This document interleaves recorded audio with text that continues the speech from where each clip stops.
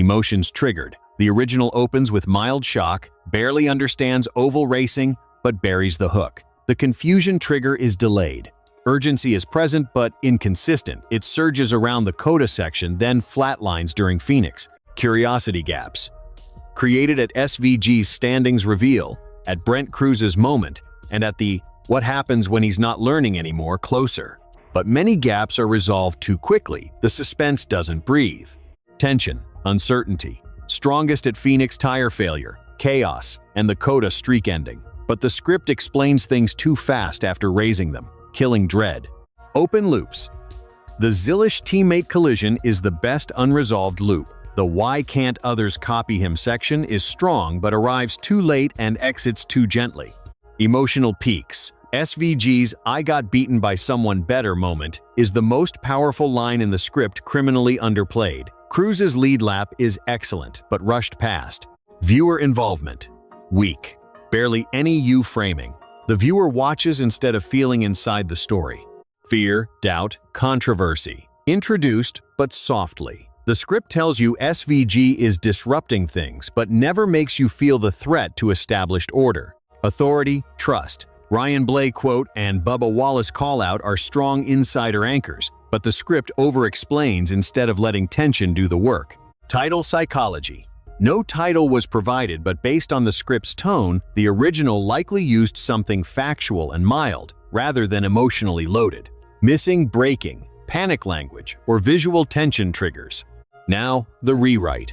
Something is quietly breaking inside NASCAR right now, and most people haven't noticed yet. Not really, because on the surface it looks like a feel-good story. Foreign driver comes over, learns the sport, does pretty well. Everyone claps. That's the narrative they're selling. But that's not what's actually happening. What's actually happening is something the garage is starting to whisper about and nobody wants to say out loud. Because if you say it out loud, it becomes real. So, let's say it. Shane Van Gisbergen is 5th in the Cup standings. 4 races in, 5th. And the names he's sitting ahead of aren't nobodies. Christopher Bell, Joey Logano, Kyle Larson, Denny Hamlin. Read that list again and let it land. Because those aren't midfield guys. Those are the standard, the measuring stick. The names every young driver in this sport has spent years trying to catch. And a guy who was still figuring out what an oval even felt like not long ago is currently ahead of all of them. And that's not even the part that should concern you. Because here's what everyone keeps glossing over. He's still learning. That's what makes this feel different. That's what nobody in the garage knows how to process. But before we get there, you have to understand what happened at COTA. Because that's where everything shifted. And once you see it, you can't unsee it. COTA had been a problem for SVG, not in a quiet way, in a loud, obvious, almost cruel way. Every time he built something real, every time the speed was undeniable, something would collapse. Strategy, cautions, timing. Like the race itself was refusing him. It happened enough times that people started wondering if there was a ceiling, if maybe this was just who he was on road courses. Fast, but not quite. And then Saturday came. The O'Reilly race. JR Motorsports, number 9. And from the first lap, you could feel it was different. Not just fast, something else, something settled. Like a guy who had already decided how the day ends before it even started.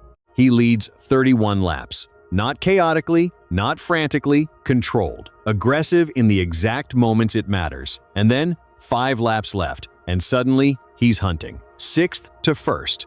Not with panic, not with luck, with precision. Clean, almost cold, and he takes it, like it was always his to begin with. But here's the thing, nobody was really talking about the win, and that tells you everything.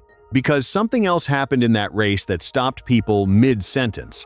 Lap 25, a 17-year-old, Brent Cruz, out of nowhere. He sends it into turn 1 like the consequences don't exist. No caution, no hesitation. He dives past SVG and Connor Zilish in a single move and takes the lead. Just takes it. Like he doesn't see 2 of the best drivers in the field, just sees a gap and goes. The crowd doesn't know how to react at first. Then it erupts, because what just happened was the youngest driver ever to lead a lap in that series.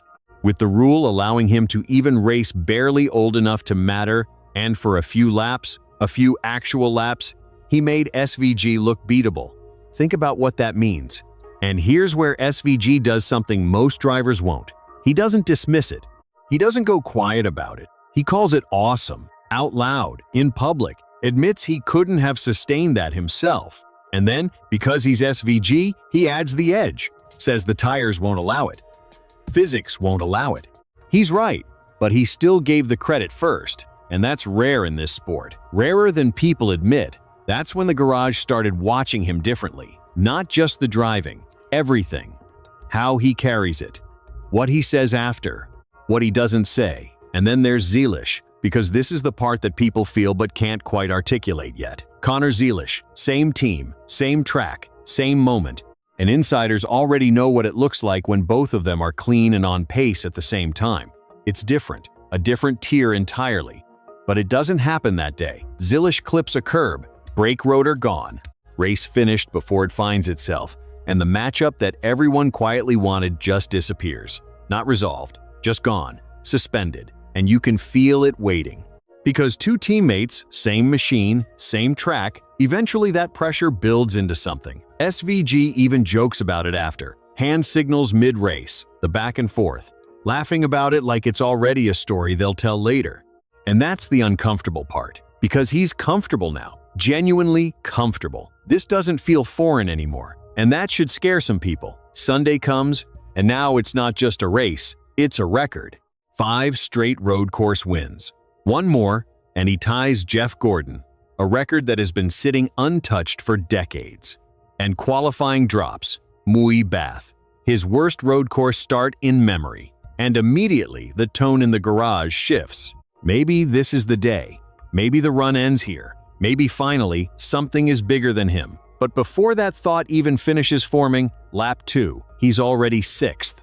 Nobody says anything for a second, because it didn't feel like a charge. It felt like inevitability. And by the final stage, it's down to 3. Tyler Reddick, Ryan Blaney, SVG, everything else irrelevant. And he locks onto Reddick for 10 straight laps. On the bumper, no breathing room, watching, waiting. And Reddick doesn't crack. Not once. Perfect exits, perfect lines, every single rotation. And for the first time in a long time, SVG has nowhere to go. Second place, 3.9 seconds. Streak over. And what he says after should have been a bigger headline than it was. No excuses, no deflection, one sentence. I got beaten by someone better today. That's it. And somehow that moment reveals more about who he is than any win he's taken. Because anyone can win with grace. It's how you lose that tells the truth. Then Phoenix. And this is where it stops making logical sense. Because Phoenix is supposed to be his wall. Tight oval, technical, punishing. He says it himself. Top 15 is the goal.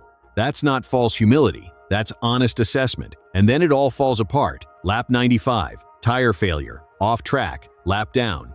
And by any rational reading of events, the race is over for him.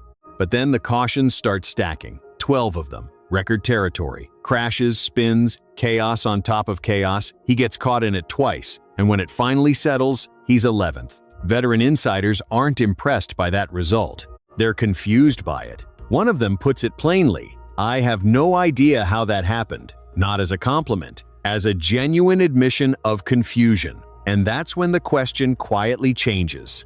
Not can he do it, but what exactly are we watching right now? Because Bubba Wallace says something in that window that doesn't sound like a joke. He's going to win, on an oval. Not someday, not maybe, will. And SVG hears it and actually pulls back. Says he's not there yet. Still learning, still adapting. But then, almost to himself, he says something that reframes everything. They used to run 30th, now they run 8th to 15th. Less than 2 years, completely different cars.